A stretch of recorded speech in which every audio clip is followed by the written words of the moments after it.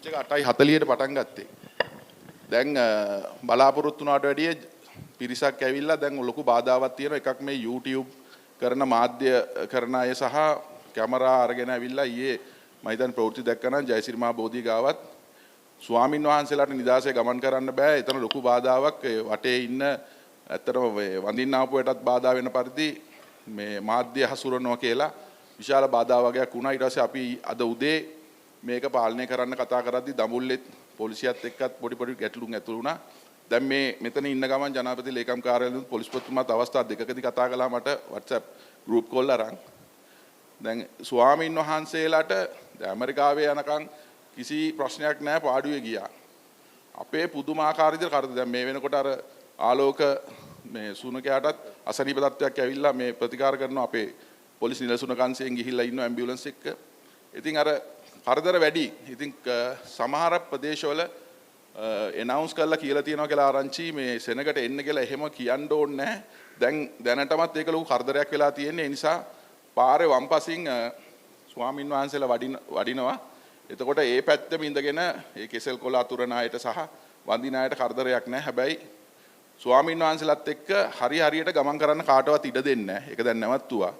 ඉතින් ඒ නිසා මේ කවුරු හරි එහෙම එන්න කියපු අය ඉන්නවනම් කරුණාකරලා කියන්න. බැලුවට කමක් නැහැ.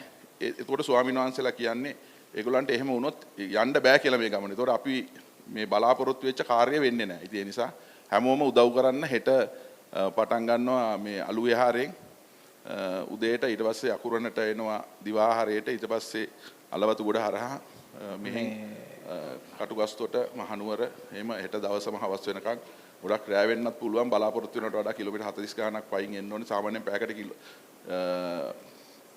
පැය 5කට කිලෝමීටරයක් මේ කිලෝමීටර් 5ක් විතර තමයි යන්න පුළුවන් පැයකට.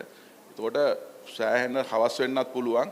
අර වගේ බාධා වුණොත් සැරෙන් සැරේ නවත්තන්න වෙනවා. ඒ නිසා ඒකට උදව් කරන්න කියන ඉල්ලීමත් අවසාන වශයෙන් කරමින් ඔව් නියෝජ්‍ය පොලිස්පතිතුමා ඒක ආරම්භනේ. ඒ ස්වාමීන් වහන්සේලා වෙනම වඩිනවා කියලා නේද තිබුණේ? ඔව් සර් වෙනම එනවා. නමුත් එනකොට අර එනවනේ ආරක්ෂාවට අරවට මේවට බල්ලත් එක සෙල්ෆි ගහන්නයි මේ අනවශ්‍ය දේවල්. ඉතින් මේ ඇත්ත කතාව මම මේ කිව්වේ ඒක දැන් හරි කරදරයක් වෙලා තියෙන්නේ පැරරල් යන්න. අයි දැන් මේක ලෝකෙම ප්‍රවෘත්ති වල යන්නේ හින්දා මූණ දාගන්න.